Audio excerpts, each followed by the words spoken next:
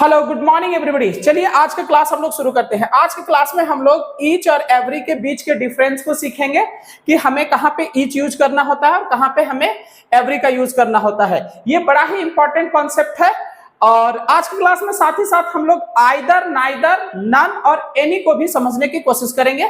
तो चलिए आज का क्लास हम लोग शुरू करते हैं। चलिए सबसे पहले हम लोग समझते हैं कि ईच एवरी, ये ईच और एवरी होता क्या है। तो देखिए ये ईच है, एवरी है, ईच है, एवरी है, आइदर है, नाइदर है। क्लियर है। सबसे पहले आपको जानने हैं कि ये डिटरमिनर ऑफ नंबर होता है। ये सारे डिटरमिनर ऑफ नंबर्स होते हैं।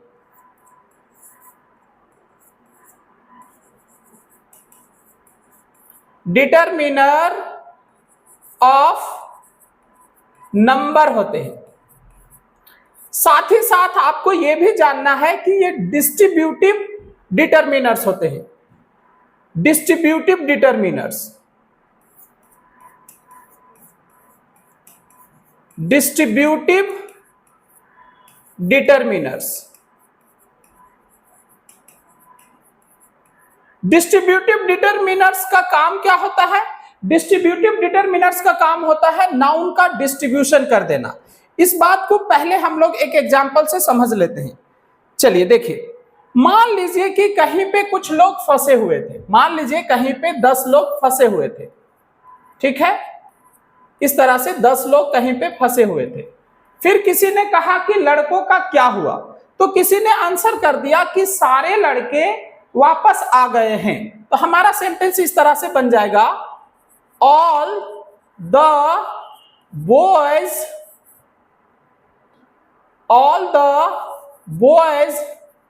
हैव रिटर्न्ड,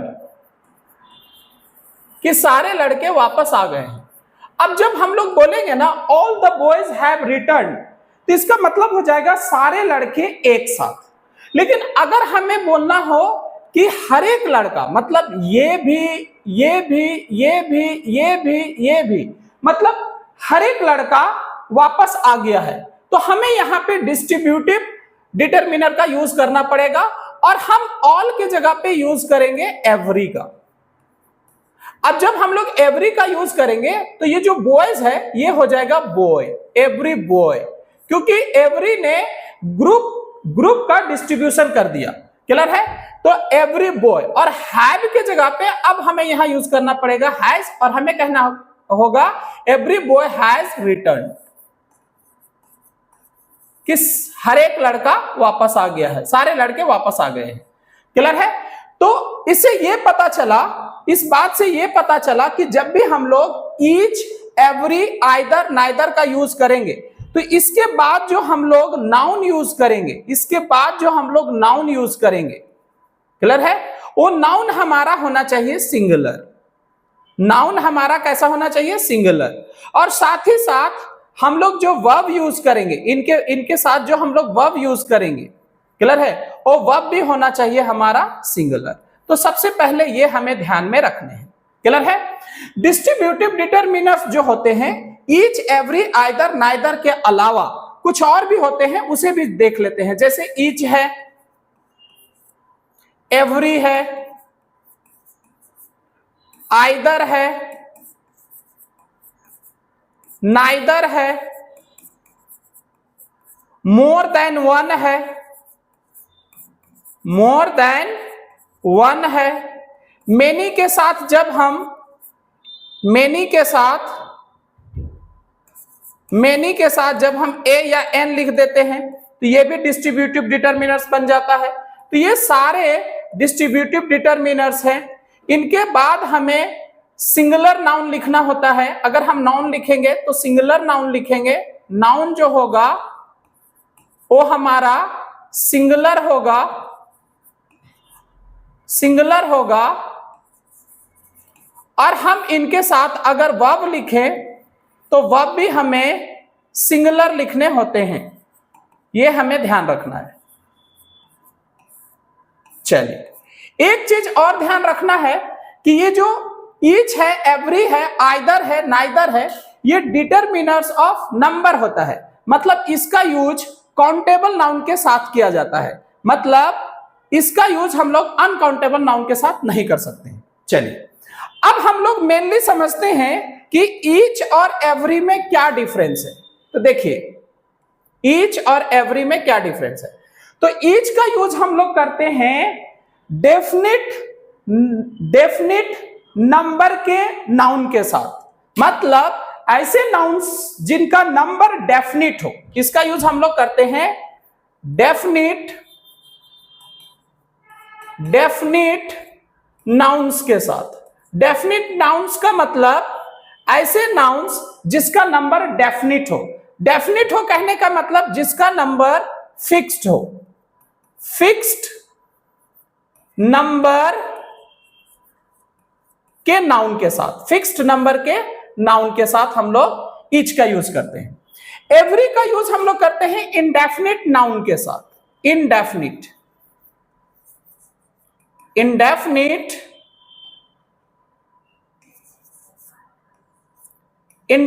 नाउन्स के साथ। इंडेफिनिट नाउन्स का मतलब ऐसे नाउन्स जिसका नंबर इंडेफिनिट हो, मतलब ऐसे नाउन्स जिसका नंबर अनफिक्स्ड हो, फिक्स्ड ना हो,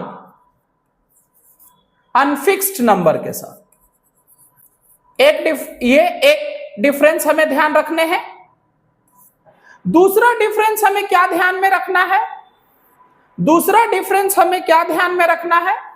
तो दूसरा डिफरेंस यह ध्यान रखना है कि अगर किसी नाउन के पहले ऑलमोस्ट लिखा हो या फिर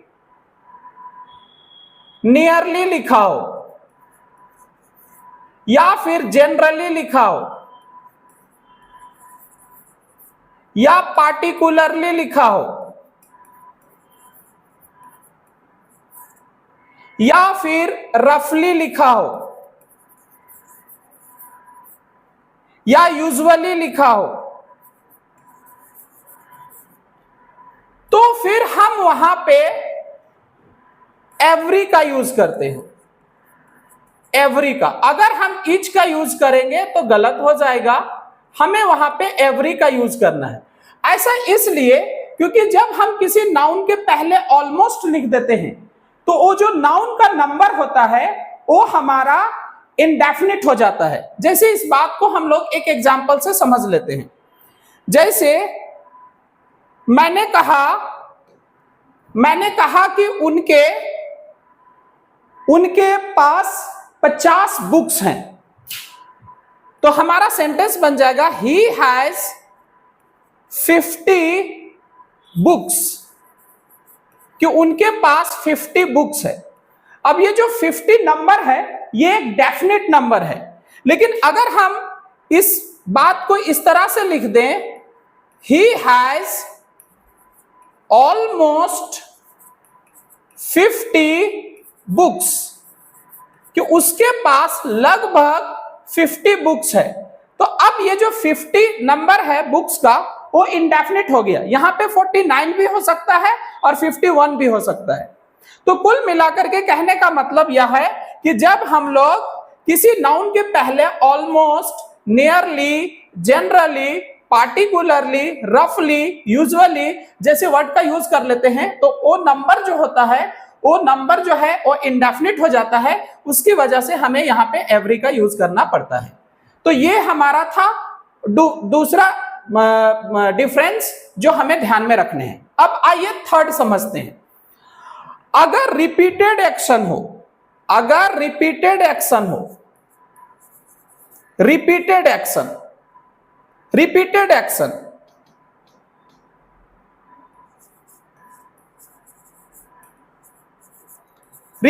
एक्शंस का मतलब रेगुलर एक्शंस, बार बार होने वाला एक्शंस,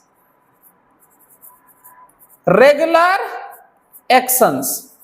अगर रेगुलर एक्शंस हो तो रेगुलर एक्शंस के साथ हम लोग ईच का यूज नहीं करते हैं, ईच गलत हो जाएगा, हमें यहां पे एवरी का यूज करने हैं। क्लियर है? रेगुलर एक्शंस जो होते हैं, इंडेफिनिट रेगुलर एक्शंस जो होते हैं, रिपीटेड एक्शन जो होते हैं, वो ज्यादातर इंडेफिनिट टेंस में लिखे जाते हैं। ये हमें ध्यान रखना है। लास्ट डिफरेंस हमें क्या ध्यान रखना है? लास्ट डिफरेंस ये ध्यान रखना है कि ये जो एवरी है, एवरी है, ये सिर्फ डिटरमिनर होता है, डिटरमिनर। और कोई भी डिटरमिनर हो वो बिना नाउन का नहीं लिखा जाता है। मतलब अगर हम कहीं पे एवरी लिख रहे हैं तो इसके बाद हमें नाउन लिखना ही पड़ेगा, ये हमारा ये कंपलसरी हो जाता है। लेकिन अगर हम ईच की बात करें तो ईच जो होता है ये हमारा, ईच जो होता है ये हमारा डिटरमिनर भी होता है और साथ ही साथ ये हमारा प्रोनाउन भी होता है।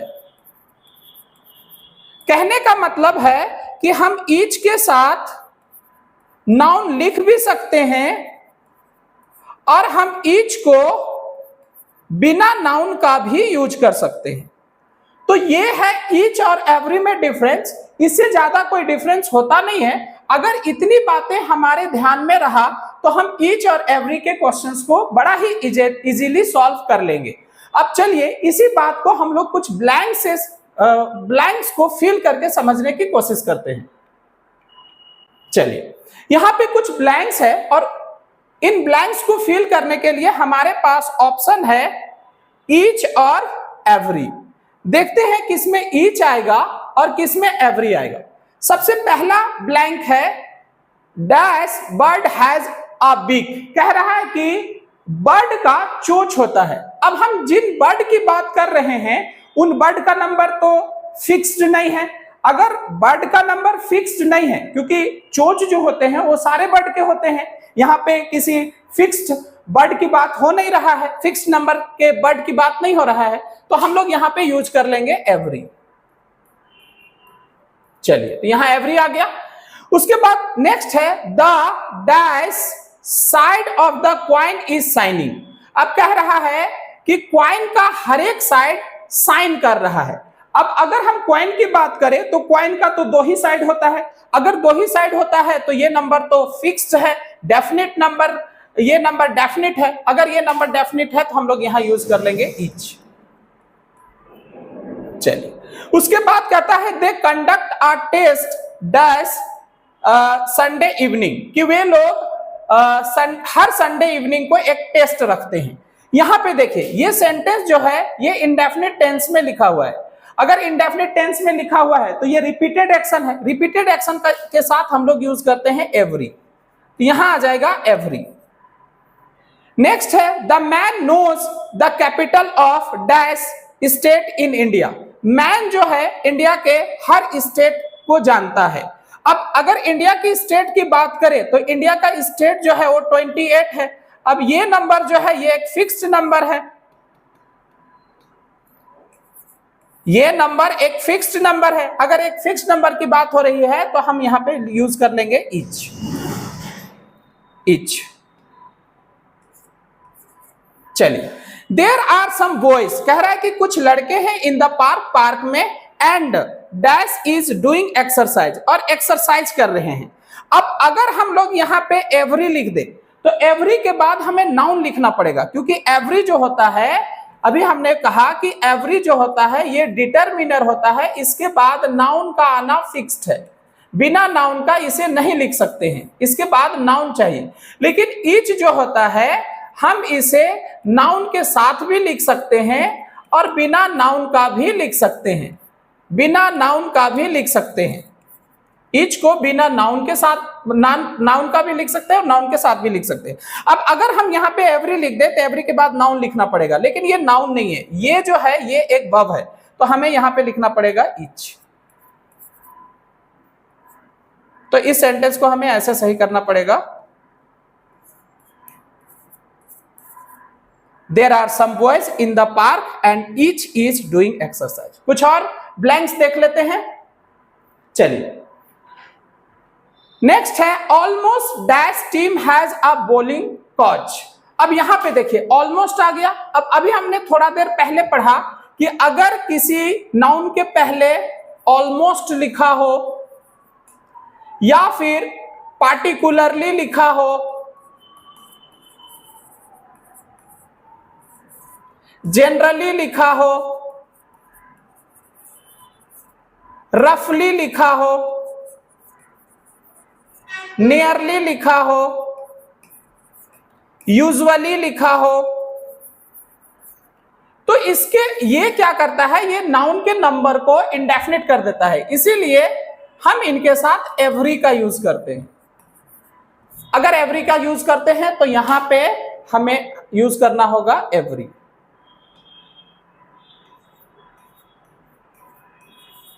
चलिए नेक्स्ट है, they have marked dash of the trees in this park. अब यहां पे देखिए, अगर हम यहां एवरी लिख दें तो एवरी के बाद हमें नाउन लिखना पड़ेगा, लेकिन ये जो ऑफ है ये प्रीपोजिशन है, तो हम एवरी नहीं लिख पाएंगे, तो हमें यहां लिखना पड़ेगा ईच।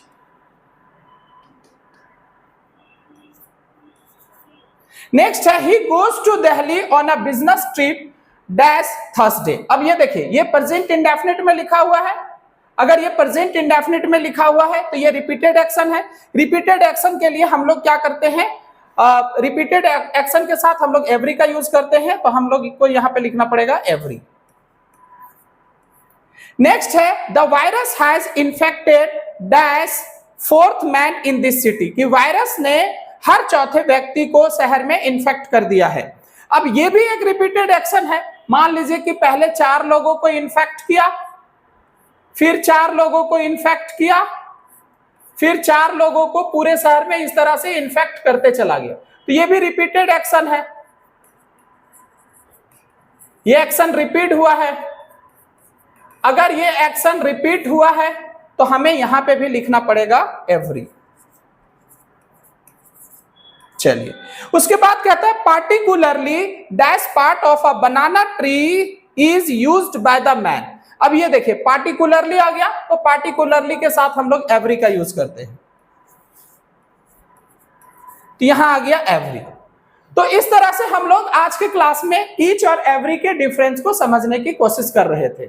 चलिए कुछ और ब्लैंक्स है, ये भी देख लेते हैं। They called the captain of dash team for toss. अब कह रहा है कि उन लोगों ने टॉस के लिए हर टीम के कैप्टन को बुलाया। अब अगर ये फॉर टॉस ना लिखा होता तो हम ये मान के चल सकते थे कि वहां पे बहुत सारे टीम थे, लेकिन टॉस के लिए तो दो ही टीम आएगा, तो अगर 2 ही टीम आएगा तो ये नंबर फिक्स्ड हो गया। अगर फिक्स्ड नंबर हो गया तो हमें यहां पे लिखना पड़ेगा each. Don't raise dash hand of yours, raise just one. कह रहा है कि आप अपना दोनों हाथ मत उठाइए, एक हाथ उठाइए।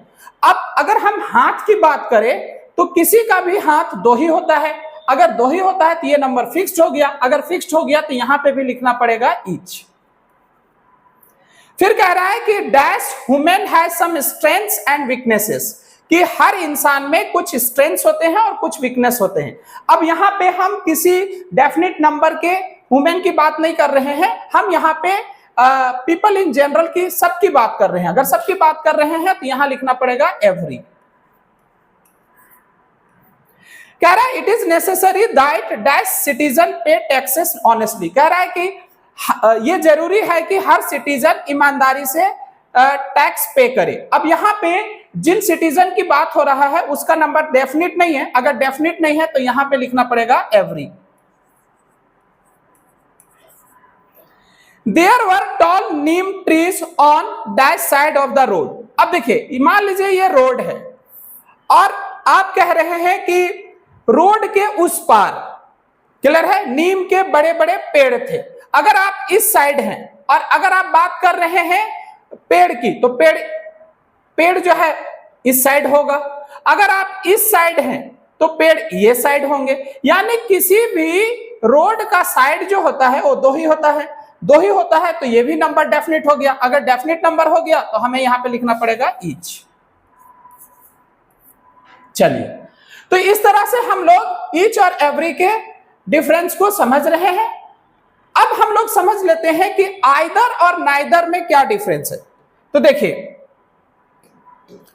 आइदर का यूज किया जाता है फॉर टू, 4 2, मतलब ऐसे नाउन्स के साथ जिसका नंबर 2 हो, 2 हो, 4 2, ठीक है। नाइदर का यूज किया जाता है, नाइदर का भी यूज करते हैं 4 2, 4 2 का मतलब ऐसे नाउन्स के साथ जिसका नंबर 2 हो। अब इसमें डिफरेंस क्या होगा, तो डिफरेंस जो है ये आइदर जो है ये पॉजिटिव मीनिंग रखता है, इसका जो सेंटेंस में पॉजिटिव मीनिंग होता है, क्लियर है। नाइदर जो है इसका मीनिंग नेगेटिव होता है, ये ध्यान रखने हैं। साथ ही साथ एक बात का और ध्यान रखने हैं कि अगर किसी नाउन का नंबर अगर 2 है तो हम आइदर यूज करेंगे, लेकिन अगर मोर देन 2 है, मोर देन 2 है, मोर देन 2 है, तो वहां पे हम लोग एनी का यूज करेंगे। एनी का यूज किया जाता है फॉर मोर देन 2, 2 से अधिक के लिए। 2 से अधिक के लिए मतलब ऐसे नाउन्स जिसका नंबर 2 से अधिक हो। नाइदर का यूज करते हैं फॉर 2 के लिए, लेकिन अगर जिस नाउन के बारे में हम बात कर रहे हैं उसका नंबर 2 से अधिक हो तो वहां पे नाइदर यूज नहीं करेंगे, हम वहां पे यूज करेंगे नन। नन का यूज करते हैं हम लोग फॉर मोर देन 2, 2 से अधिक के लिए हम लोग नन का यूज करते हैं। फिर से एक बार समझ लीजिए, आइदर का यूज हम लोग 2 के लिए करेंगे, अगर 2 से अधिक नंबर की बात हो, क्लियर है, तो हम लोग एनी का यूज करेंगे। उसी तरह से नाइदर का यूज हम लोग 2 के लिए करेंगे, अगर 2 से अधिक नंबर की बात हो तो वहां पे हम लोग नन का यूज करेंगे। अब चलिए इस बात को कुछ एग्जांपल से समझते हैं। यहां पे देखिए कह रहा है कि answer any of the 2 question. अब यहां पे 2 क्वेश्चंस की बात हो रहा है, अगर 2 क्वेश्चंस की बात हो रहा है तो हम यहां पे एनी का यूज नहीं कर पाएंगे, हमें यहां पे लिखना है आइदर। चलिए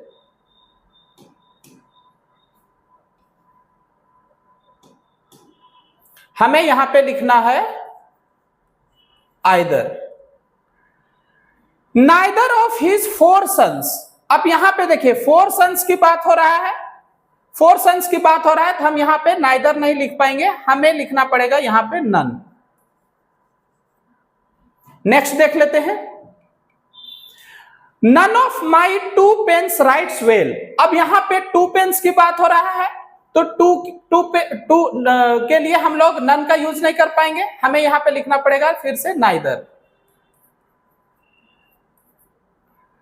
any of the 2 men would be able to do it। अब यहां पे फिर से 2 की बात हो रहा है, 2 men की बात हो रहा है तो हम एनी नहीं लिख पाएंगे, हमें यहां पे लिखना पड़ेगा आइदर।